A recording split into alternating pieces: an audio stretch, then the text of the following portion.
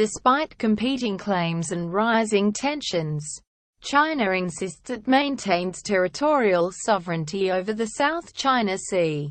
In an editorial piece for the country's official press agency Xinhua, writer Qu Junya questioned Tokyo's motives and accused the Japanese government of fishing in troubled waters as opposed to seeking regional peace, as keeping maritime order in the South China Sea is a shared duty of the region's coastal states.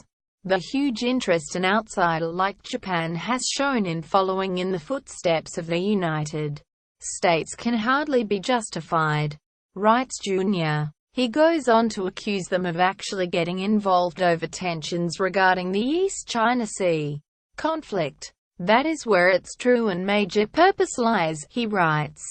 Apparently, Japan is making cat's paw out of the South China Sea issue to secure more bargaining chips at its own negotiating table, rather than pursue regional peace and stability. Despite being key trade partners with a steady codependent economic relationship, Japan and China have a troubled history dating back to World War II.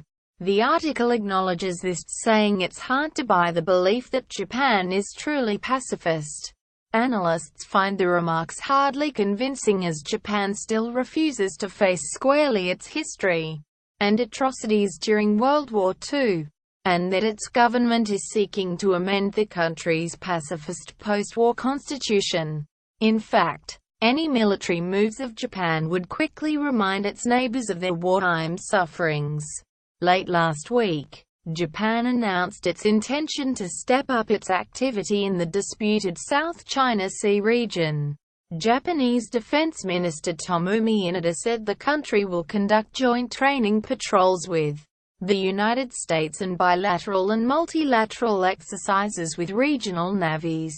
Despite having no territorial claims in the region, Inada justified the decision by saying Japan shared similar concerns with the U.S. about China's rise to power and aggressive pursuit of territorial claims.